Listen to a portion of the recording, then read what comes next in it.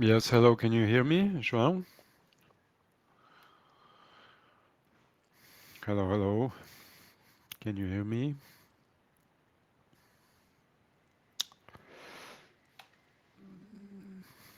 Okay.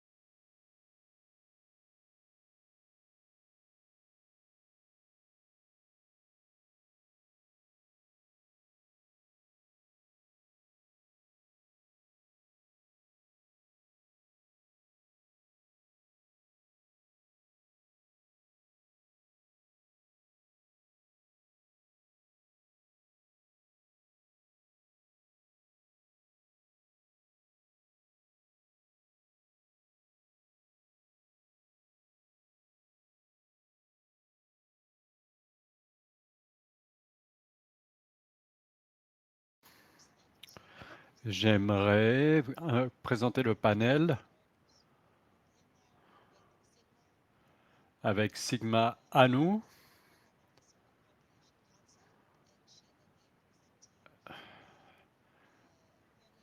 Elle va présenter la planification familiale pour les adolescents.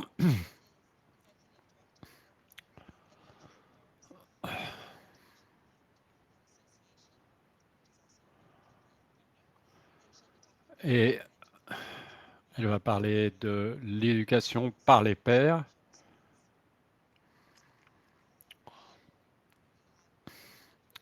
Paris Sheldry, elle est conseillère technique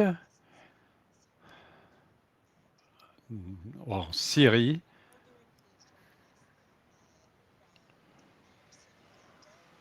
Et de la RDC, coordinateur du projet dans le contexte humanitaire.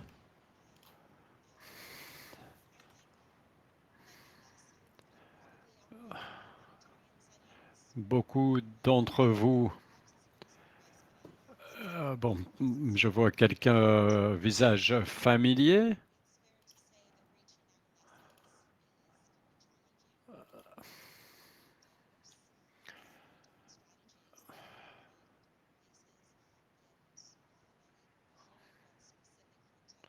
On va entendre deux contextes spécifiques.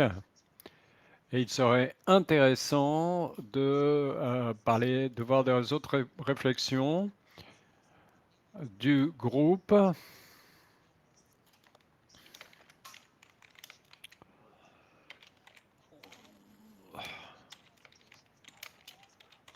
On va passer aux présentations et on va commencer par Palais.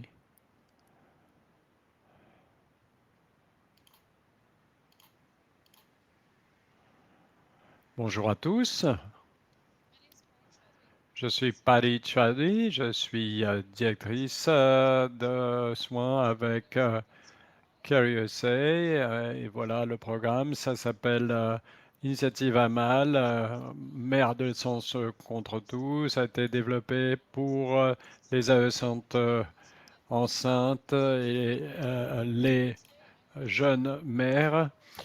Je vais parler des leçons apprises de la mise en place d'Amal en Syrie et au Nigeria, mais j'aimerais d'abord vous parler de comment Amal a commencé. Revenons à 2020 pour une seconde. En 2015, Syria souffrait une crise humanitaire. On avait commencé à avoir des impacts sur des jeunes filles à cause des effets à long terme du manque d'accès.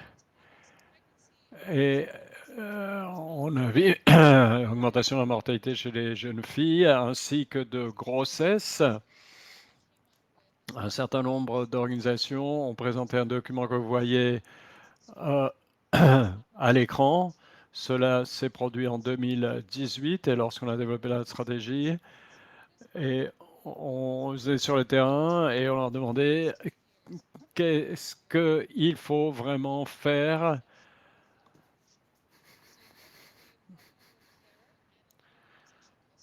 Et avec on a cette stratégie qui est apparue.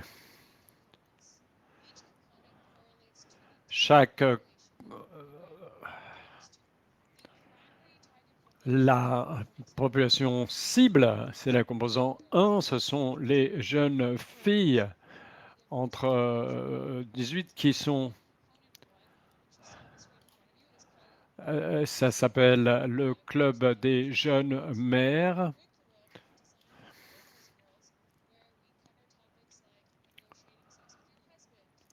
Négocier le sexe avec votre partenaire, nutrition pendant la grossesse.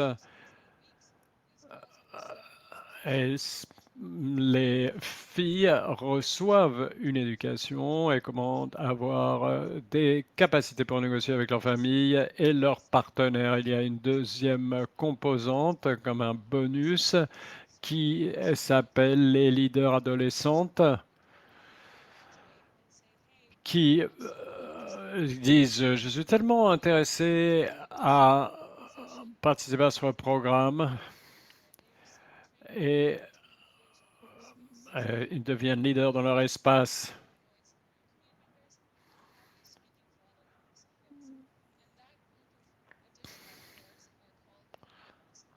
Et donc, ce sont des leaders adolescentes à Mail. Donc, nous reconnaissons que vous ne pouvez pas créer un changement des adolescents sans changer les gens autour d'elles et pour travailler avec des membres de la communauté et des acteurs importants de la communauté des filles en les engageant sur 7 semaines en utilisant des dialogues réflexifs pour qu'ils se demandent pourquoi est-ce que je me sens comme ça en ce qui concerne la planification familiale. Pour que les filles puissent accéder à leurs droits reproductifs. Donc l'intention, c'est que la communauté des filles vienne dans ce voyage, et pas seulement entre les filles, on change également l'environnement. Et enfin, nous avons le component 3 qui cible les prestataires de services de santé et les prestataires de santé sont engagés dans le curriculum de 4 semaines où ils se posent la question quels sont leurs biais quant à fournir des services aux adolescentes, comment les cliniques où se trouvent peuvent être mieux conçues pour les adolescentes et ce type de questions. Donc l'intention là, c'est que pendant ces 4 semaines, les, euh,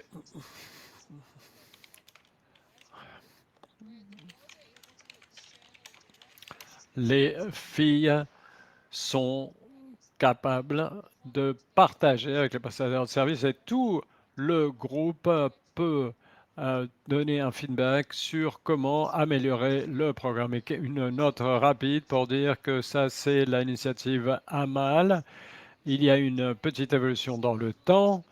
Donc, ça a commencé en 2018 en, en Syrie, s'est déployé dans de nombreuses régions en Syrie et s'est étendu maintenant au Nigeria. Aujourd'hui, nous sommes au point où nous passons en Jordanie et au Liban également. Donc, une autre question que vous pouvez vous poser, c'est si nous faisons tout ça dans d'autres pays et contextes, comment nous maintenons la fidélité à ce programme? Donc, je voulais partager rapidement avec vous qu'est-ce qu'il y a dans le toolkit.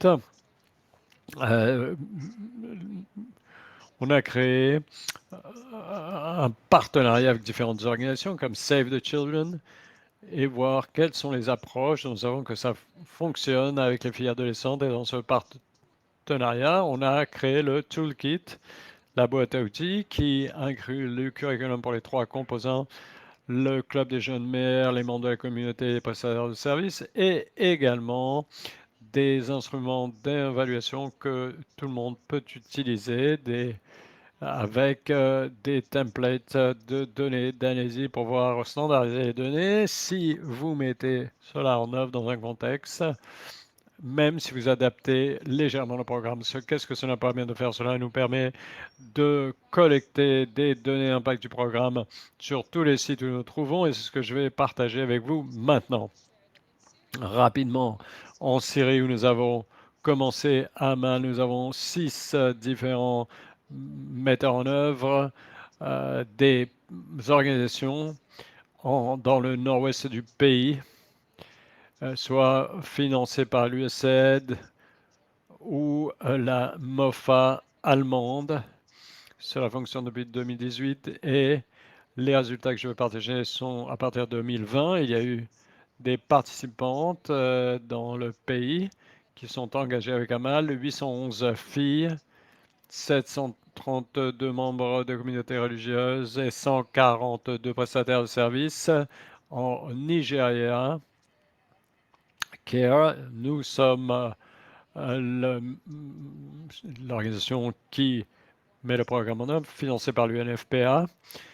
Et c'est Borno, c'est la province de Borno, c'est là où Boko Haram opère généralement. Donc depuis 2021, nous avons eu 288 filles qui ont participé à ce programme, 240 leaders religieux ou membres de la communauté et 60 prestataires de services. Et je veux dire que nous avons créé ce système d'évaluation qui nous a permis de corriger l'impact de données pour chacune des populations. Donc on regarde certains domaines de changement pour des jeunes mères. Pour les membres des communautés et les prestataires de services, nous avons d'autres indicateurs pour d'autres populations. Par exemple, dans notre mise en œuvre en Syrie et au Nigeria, les deux indicateurs globaux que nous avons examinés, c'est le soutien pour les filles dans la planification familiale et pour l'exercice de leurs droits reproductifs. Pour tous les participants, bon, je ne vais pas examiner tous ces chiffres, mais on a la capacité de séparer ces données.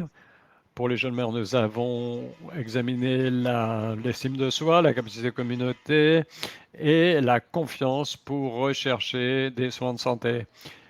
Et pour d'autres, la capacité à reconnaître des normes inégales de genre et la capacité pour soutenir l'accès égal des filles à ces services. Et pour les prestataires de services, la planification familiale pour les adolescents, le soutien des filles au choix de la planification familiale et reconnaître la capacité des filles à exercer leurs droits reproductifs. Les prestataires de services eux-mêmes, lorsque l'on travaille dans des contextes de crise humanitaire, on voit que les filles nous disent, lorsqu'on fait une évaluation, qu'il y a deux barrières majeures. D'abord, c'est l'attitude de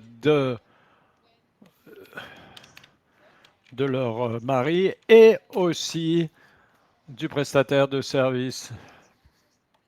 Donc ce n'est pas seulement l'attitude, c'est la structure de tout le système qui crée des barrières. Par exemple, une fille dit, bon, je sais qui est le prestataire de service et elle connaît ma mère et ma belle-mère. Je ne vais jamais m'adresser à elle parce que si je le fais,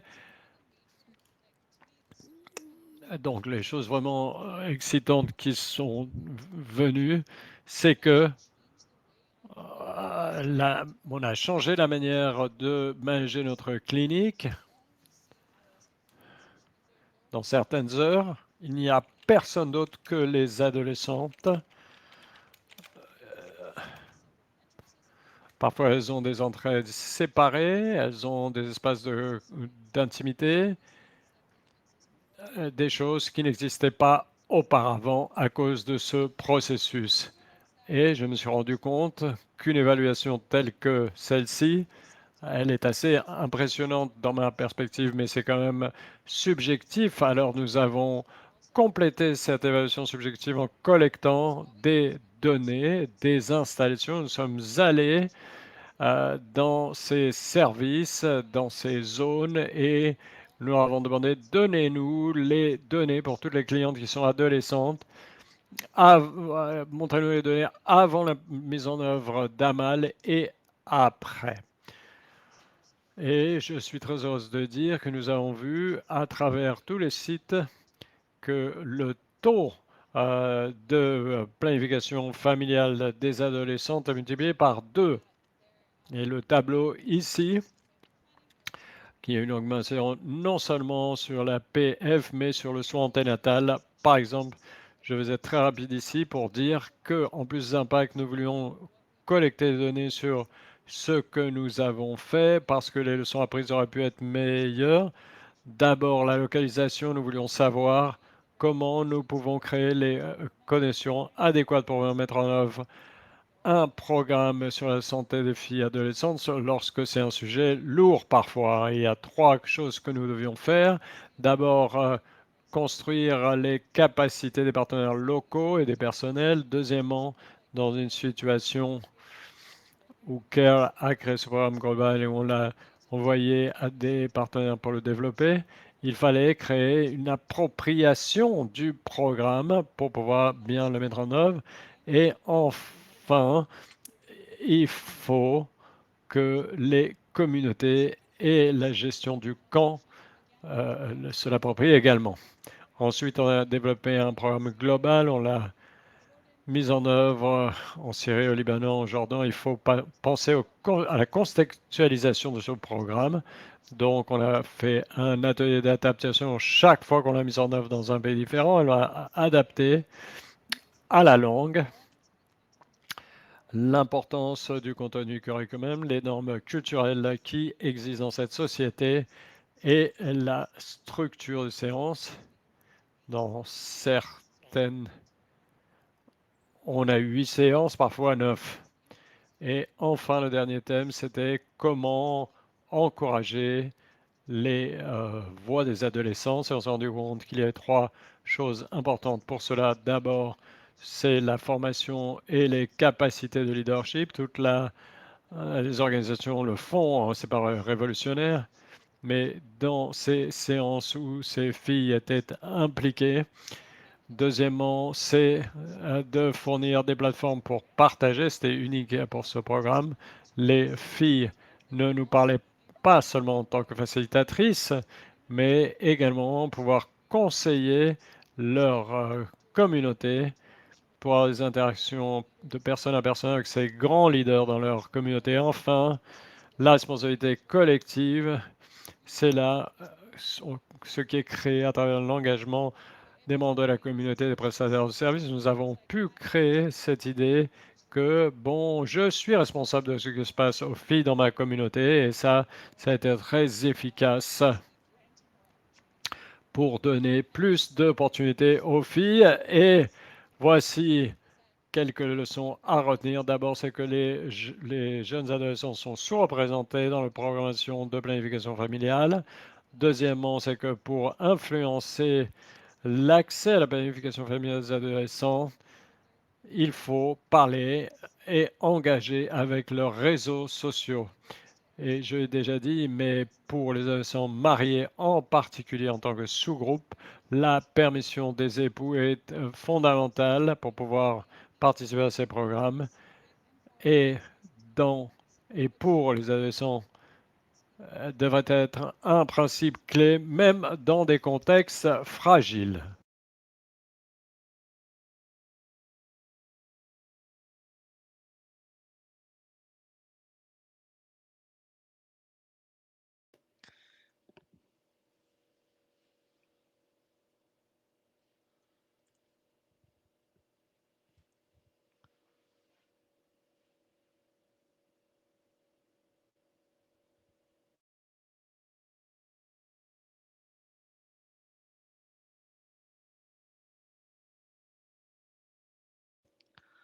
Bonjour à tous. Moi, je suis une scientifique dans le conseil d'emploi et je vais partager avec vous des nouvelles et résultats d'une étude. Et aujourd'hui, je vais me concentrer sur l'utilisation des contraceptifs par les adolescents Rohingyas.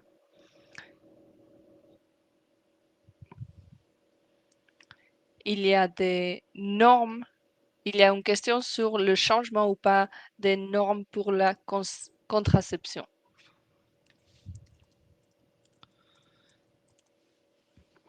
Un de nos auteurs est aussi avec nous dans la salle, en fait. Alors, Rohingya, ça fait des années qu'ils partent vers le Bangladesh.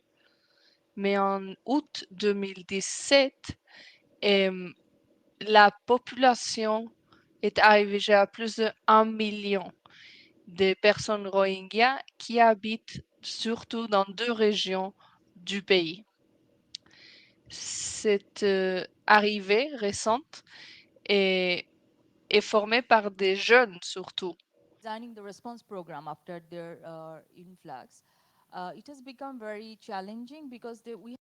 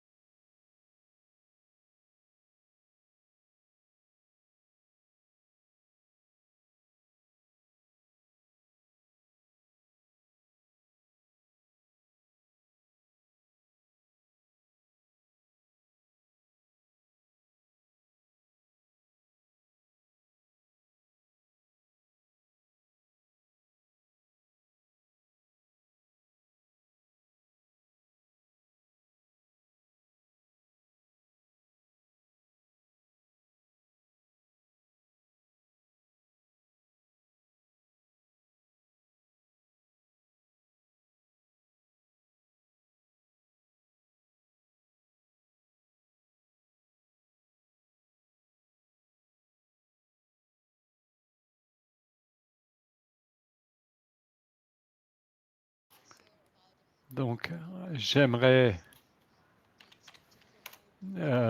partager, donc,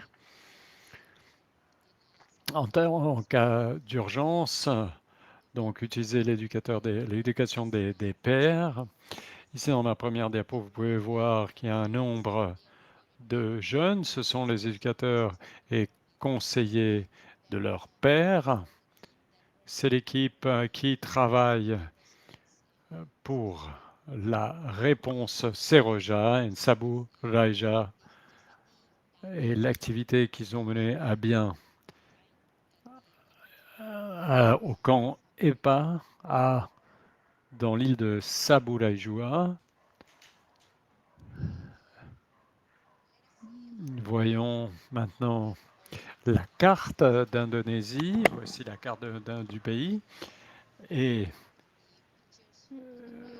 à droite de l'écran, vous avez la province du Susatanga, qui est une province séparée par la mer. Donc, si on veut aller dans un autre district, il faut utiliser l'avion ou le bateau, parce que voici comment se présente la province.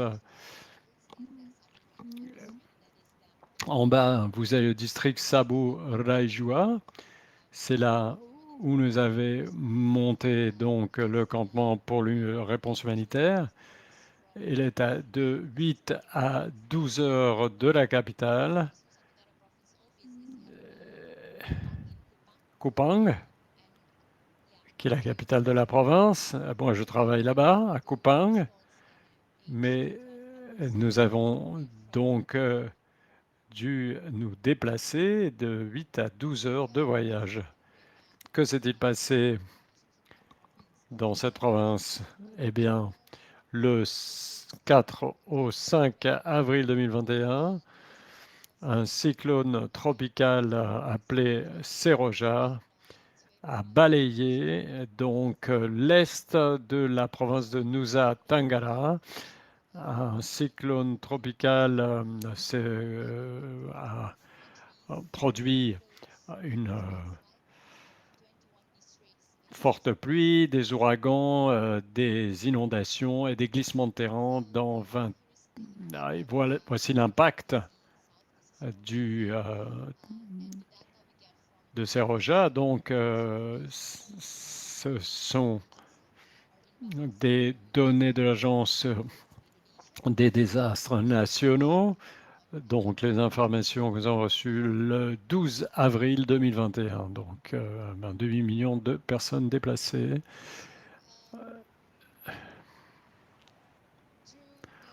À travers le programme IPPA fondé par DFAP, la province de Nusa Tenggara a commencé donc à donner une réponse humanitaire dans l'île. Nous avons monté le campement dans l'île. Nous avons apporté une équipe médicale ainsi qu'une équipe de soutien social et également des jeunes qui sont les conseillers, les éducateurs des pères. Pourquoi? Parce que l'ASON est au tableau. D'abord, nous reconnaissons le nombre de jeunes, que le nombre de jeunes en Indonésie constitue environ 26% de la population totale. Donc, c'est vraiment une proportion très élevée. Donc, nous reconnaissons leur capacité dans la société et dans la province, 26% donc de la population est jeune, également dans la province de Nusa Tenggara. La deuxième raison, c'est que l'IPA croit à un chapitre dans 25 provinces qui croient aux jeunes et soutiennent et facilitent que les jeunes apprennent sur leurs droits et la sexuelle et reproductive et différentes questions liées à la jeunesse, y compris le fait d'être prêt face aux catastrophes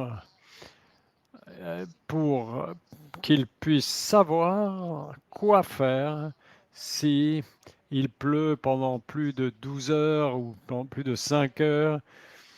Donc c'est une éducation que nous leur donnons pour être plus autonomes avec cette information. Et voilà, nous les formons pour qu'ils soient autonomes, qu'ils soient les éducateurs de père,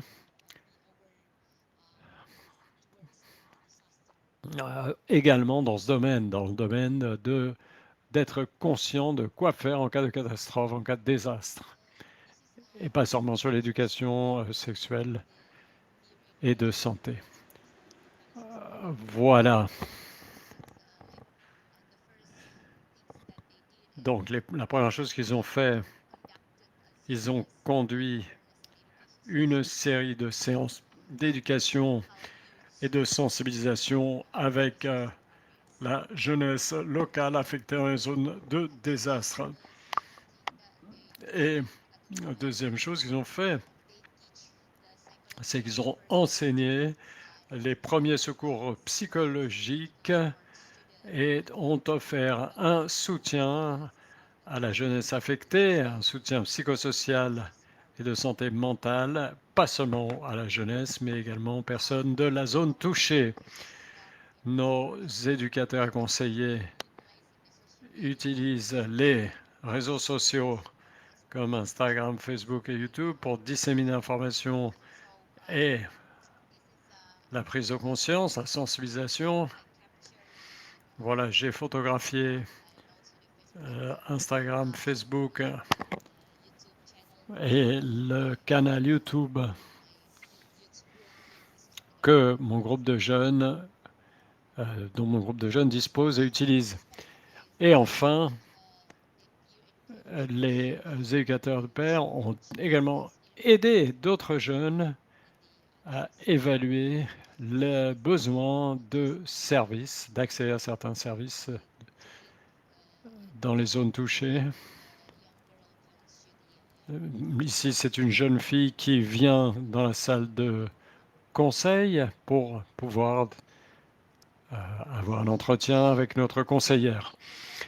Le programme qui a résulté, nous avons touché 2000, pratiquement 3000 personnes bénéficiaires directement et 13 000 de manière indirecte, dont 800 personnes étaient des jeunes, y compris des communautés marginalisées. Les conseillers IPA ne reconnaissent pas seulement les jeunes qui viennent de la société en général, mais ils souhaitent être également plus inclusifs pour pouvoir embrasser les groupes et communautés marginalisées et également les personnes handicapées, les groupes de personnes et LGTBI. Et la jeunesse locale dans la zone catastrophée a rejoint la discussion dans la province parce qu'ils ont le même âge et nous savons qu'ils peuvent parler plus librement et ouvertement aux autres jeunes. Et une stratégie qu'ils tentent de mettre en œuvre dans ce combat humanitaire, du fait que le nombre de la population dans la province, 90% de ces personnes sont chrétiens, ils ont tenté de choisir une stratégie. Ils se sont adressés aux leaders religieux en demandant leur permission d'aller dans les clubs de jeunesse, les communautés de jeunes, dans les églises et ils ont fait des séances de sensibilisation dans les églises pour pouvoir toucher plus de jeunes dans les zones de catastrophe.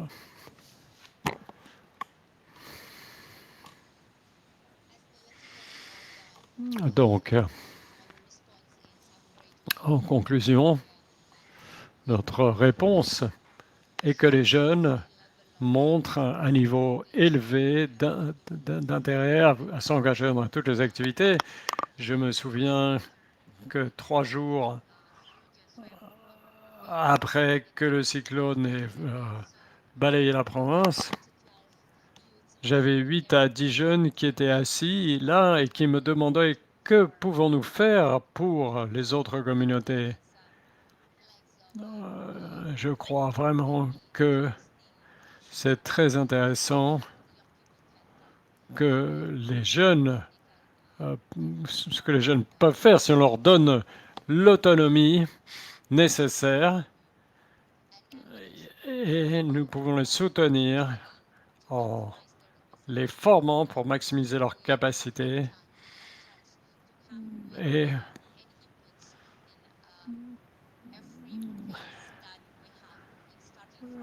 en 3 phases, apprentissage, mise en œuvre, suivi, on leur encourage à être avec notre équipe dans ces 3 phases. Et enfin, je vais nous encourager à soutenir les jeunes dans le programme parce que le renforcement des jeunes est absolument indispensable. Merci de votre écoute. Merci Mali. Merci beaucoup pour votre intervention. Et nous allons passer à notre dernière intervention qui va nous parler du contexte en Ouganda.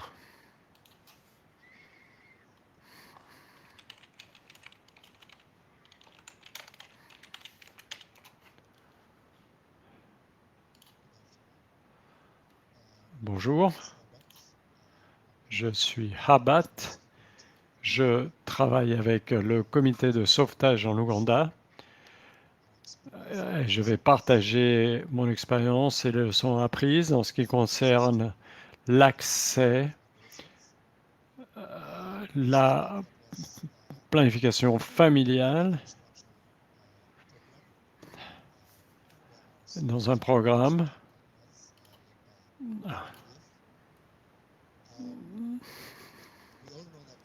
Nous savons tous que dans le contexte humanitaire, l'accès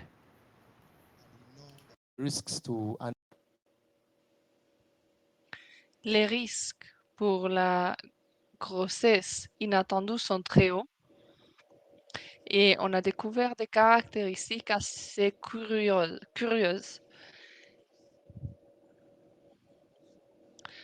par rapport aux risques associés à la grossesse ainsi que la sensibilité réduite sur ce problème. Alors c'est essentiel de créer un plan d'action pour que personne soit laissé derrière. C'est pour ça que notre objectif était d'engager les jeunes et de moins de 20 ans et nous avons comme objectif au moins le 15% des utilisateurs qui est moins de 20 ans. Alors dans Ouganda et dans le sud du Soudan, nous avons travaillé, je vais montrer les résultats pendant ma présentation. Nous avons vu de plus en plus des services, 1000, 3000, 9000 services fournis, mais la quantité des clients, des consommateurs n'augmentait pas. C'est pour ça que nous avons réfléchi et comment nous pouvons changer les approches. Et ça nous a mené à l'idée de créer une approche centré sur les utilisateurs. C'est un processus rapide. Nous analysons le comportement et nous créons et testons des approches avec les utilisateurs, avec comme objectif d'améliorer les services. Dans cette présentation, nous allons regarder notre voyage, nos résultats et ce que nous avons appris de cette expérience. L'objectif d'augmenter la consommation de ces services par des personnes de moins de 20 ans. Ce voyage a plusieurs éléments. Le premier, c'est d'identifier le problème, identifier la solution, faire des prototypes et des tests. Mais pendant ce voyage, nous nous sommes rendus compte du fait qu'on fait face à un obstacle plus grand et celui-ci a besoin d'une solution plus grande aussi. Et c'est pour ça que nous avons dû réaliser une deuxième phase de prototype et test pour finalement arriver à créer un plan d'action réel. Je vais vite fait résumer cela. L'obstacle est bon, le plan d'action, c'était de réaliser des entretiens avec les fournisseurs de services, les adolescents, les leaders religieux et sociaux et les politiciens. Et nous posions des questions sur ce qui se passe sur le terrain, comment est-ce qu'ils le voient et qu'est-ce qu'ils voudraient qu'il se passe, ainsi que quels sont les domaines principaux qui ont besoin de financement. Et nous avons vu qu'il y a beaucoup qui manquent, mais ça nous a aussi aidé à réfléchir aux possibles solutions. Et quand nous avons essayé d'identifier la solution, il y a eu plusieurs choses que les adolescents ont décrit comme ce que eux ils verraient comme un bon service et ce qui les encouragerait à recevoir ou à demander ce service.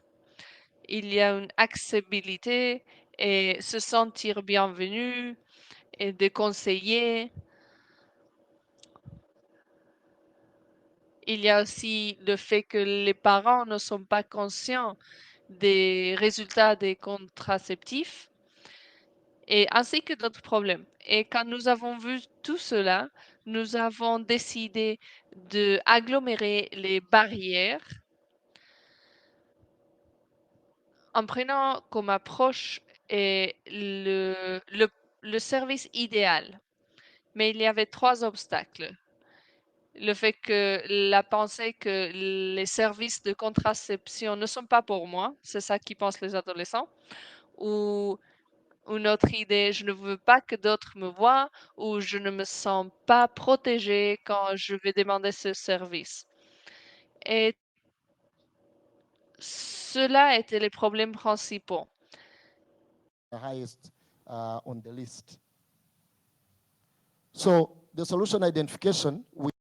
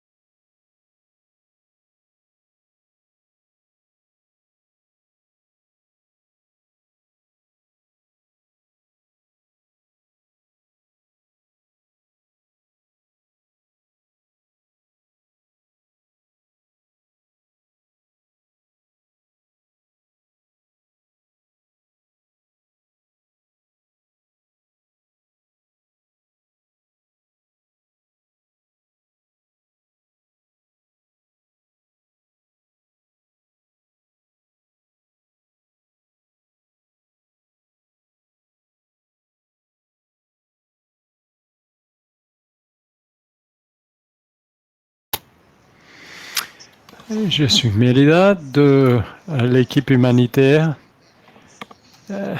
d'IPPA. Pauli, j'ai 2 questions pour vous. J'aime beaucoup le projet Amal, c'est un très beau projet. Je me demandais si dans le contexte où il a été déployé, dans une crise très importante, est-ce que cela pourrait fonctionner dans un autre contexte? Évidemment, c'est très autonomisant pour les jeunes mères. Est-ce que cela pourrait servir pour changer les comportements concernant les grossesses précoces et les mariages précoces? Oui, merci. Je dirais, j'aime beaucoup ce programme et si je le quitte, je devrais partir avec lui. Je crois que cela pourrait très bien fonctionner dans des crises à court terme. Ça n'est pas forcément conçu pour une crise à long terme. C'était conçu pour dire qu'est-ce qui fonctionne lorsqu'il y a une crise. Donc, même les crises à long ou court terme ont les mêmes conditions à différents degrés. Donc, le processus d'adaptation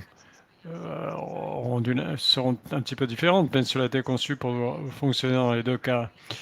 Donc, l'intention primaire de l'initiative AMAL, c'était le planning familial chez les filles adolescentes. En conséquence de faire ce travail, l'une des choses que nous avons entendues lors de notre évaluation qualitative avec les filles, il y a tant de filles m'ont dit « Je ne vais jamais laisser ma jeune sœur se marier avant tel âge ». Donc la phase suivante de l'initiative AMAL, eh bien, nous pensons comment introduire une autre séance sur l'âge idéal du mariage, tout en sachant qu'il y a pas mal de choses qui contribuent à cela. Bon, c'est vrai que ce n'était pas l'intention au départ, mais c'est une conséquence à travers les données. Donc je crois qu'on pourrait développer ce programme qui s'attaque aussi à ces 2 questions.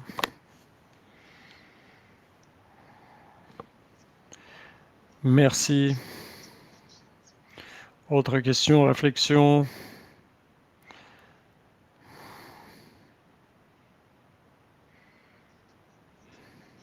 Merci beaucoup.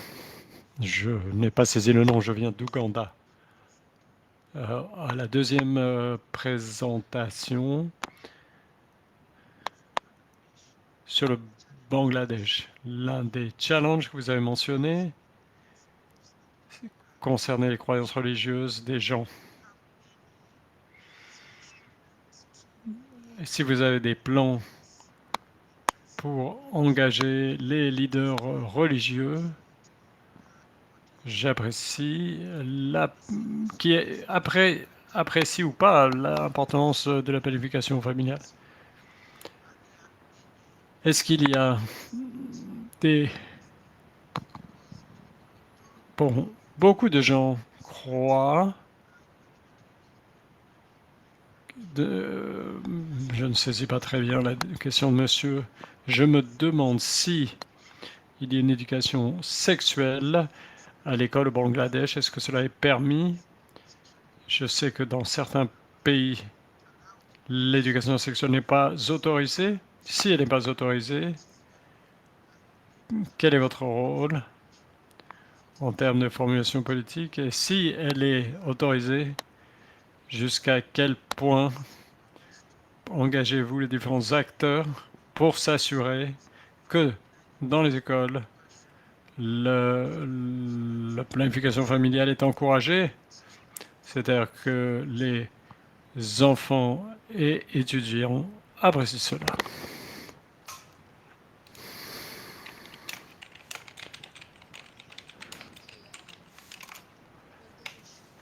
En ce qui concerne la question des leaders religieux, nous avons déjà commencé, les ONG, les prestataires de services qui sont dans cette salle les plus importants font cela dans leur communauté.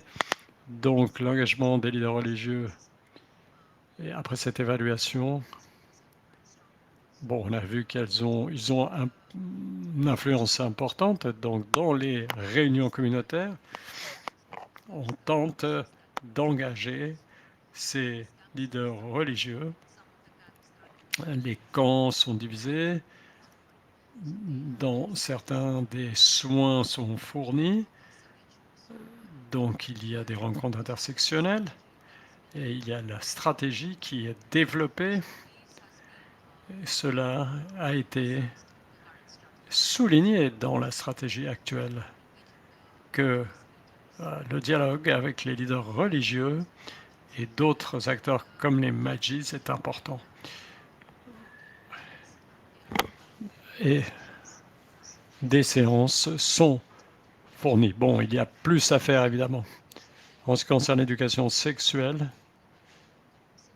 dans les camps de réfugiés, cela appartient à la mission des prestataires de services. Ce qu'on a commencé à voir, c'est qu'il y a plus, disons, une recherche. Les séances sont données par des travailleurs volontaires lorsqu'ils fournissent ces services, mais il n'y a pas de structure vraiment. C'est ça que nous sommes en train d'essayer de développer. Merci Sigma. Une autre question? Ahmad El-Kawir du Bangladesh. J'ai commencé Sigma. Merci Sigma. Vous avez fait une très bonne présentation sur la situation dans les camps. Concernant les réfugiés, nous sommes désolés, mais le son n'est pas très bon. Est-ce qu'il est possible de faire des présentations des prestataires de services pour pouvoir vraiment disséminer ceux qui mettent en œuvre des projets dans les camps? Cela serait utile pour eux, pour qu'ils développent dans leurs projets futurs, parce que les résultats de votre essai seraient très utiles pour les prestataires de services là-bas, pour disséminer, pour leur interaction. Je pensais que vous faites ces présentations pour la planification familiale. Cela pourrait concerner la nutrition et d'autres points. Si ceux qui mettent en œuvre la planification familiale pourraient faire d'autres interventions. Nous sommes désolés, mais monsieur ne parle pas suffisamment près du micro. Nous n'entendons pas bien. Aussi, pour les gens qui mettent en œuvre et comment nous pouvons accéder à cela. Des toolkits, des boîtes à outils, comment les faire circuler plus amplement pour les adopter. Merci. Merci, monsieur Abdelkabil. Oui, vous l'avez dit, les résultats que nous avons présentés, nous le faisons dans des forums de recherche, mais on présente aussi cela sur le terrain, dans les camps, avec les leaders indigènes et les partenaires, et plus encore avec les prestataires de services et aussi les services qui essayent de toucher les gens. Deuxième résultat de cette étude, nous avons fait une formation pour la communauté Rohingya et les résultats de cette étude seront également partagés dans les réunions mensuelles de ce groupe de travail pour que les résultats soient plus disséminés, pour voir comment on peut faire ça à l'intérieur. Donc, ces choses-là sont en train d'être disséminées. Et en ce qui concerne la nutrition, bon, ceux qui sont intéressés par la nutrition, Je suis très heureuse que vous ayez posé la question concernant la nutrition, parce que dans un contexte humanitaire, nous pensons, bon, l'une des choses avec lesquelles je lutte lorsque j'essaie d'avoir un financement des bailleurs de fonds, il y a des besoins tellement immédiats, le manque d'abri, le manque de nutrition. Les gens ne voient pas la planification familiale comme de répondre à ces premiers besoins. Donc, comment intégrer la nutrition dans nos programmes? Et Amal a déjà commencé à faire cela parce que notre bailleur de fonds BHA nous a dit que c'est ce qu'il voulait faire au Nigeria. Donc, actuellement, nous sommes dans le processus de développer un nouveau composant pour l'initiative Amal qui sera pour la nutrition des jeunes mères. Et la boîte à outils est complètement disponible sur la page web. C'est disponible en arabe, anglais, arabe et espagnol. C'est le curriculum pour les 3 composantes, plus les instruments d'évaluation et les données standardisées. Tout est là, et l'idée est que toutes les metteurs en œuvre peuvent en disposer, peuvent également venir nous voir pour une assistance technique. Et c'est exactement ce qui se passe en Jordanie et en Liban. Cela dépasse, disons, CARE. Cela a été repris par d'autres organisations. Merci de votre question.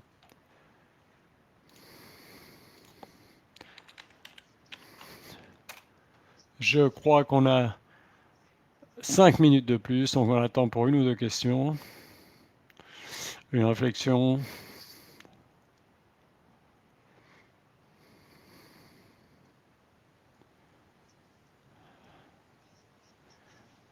Teban, mon vieil ami.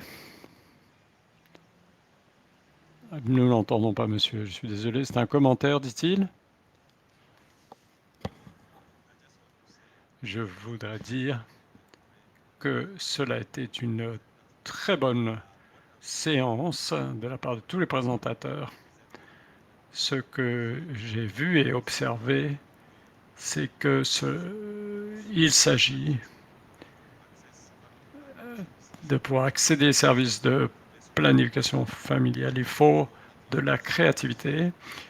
Donc, si on regarde les 4 présentations, chaque présentation a eu sa propre manière d'approcher les jeunes et d'attirer donc l'attention des jeunes vers les services de planification familiale. Donc, j'aimerais nous encourager à apprendre tout cela. Lorsque l'Ouganda avait de très mauvais résultats, nous avons fait ce changement. On était au Sud-Soudan en ce moment-là.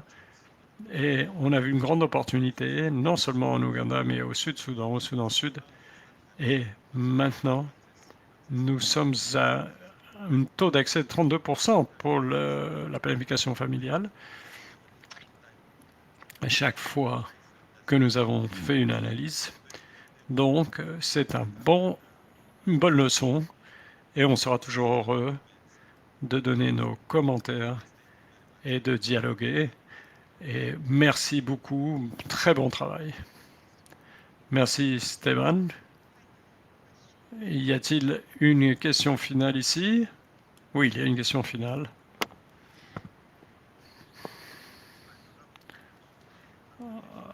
Quant à la population Rohingya au Bangladesh, les réfugiés passent d'un pays à l'autre, ça ne va pas arrêter. Il y a 1 million de Rohingyas, et même au Bangladesh. Donc, si vous pensez comment les personnes déplacées ne le sont pas seulement dues au conflit, mais aussi au changement climatique, vous avez mentionné qu'il faudrait partager cette discussion de manière plus ouverte. qu'elle ne se limite pas à l'organisation. Nous avons examiné 5 pays qui, comme l'Éthiopie, le Soudan, qui ont la plus haute concentration de réfugiés. Il y a un fort besoin de ce type de programme pour les personnes déplacées temporairement. Parfois, ça fait les 5 ans et 40 000 enfants sont nés chaque année. Cela va constituer un demi-million de nouveau-nés en 10 ans.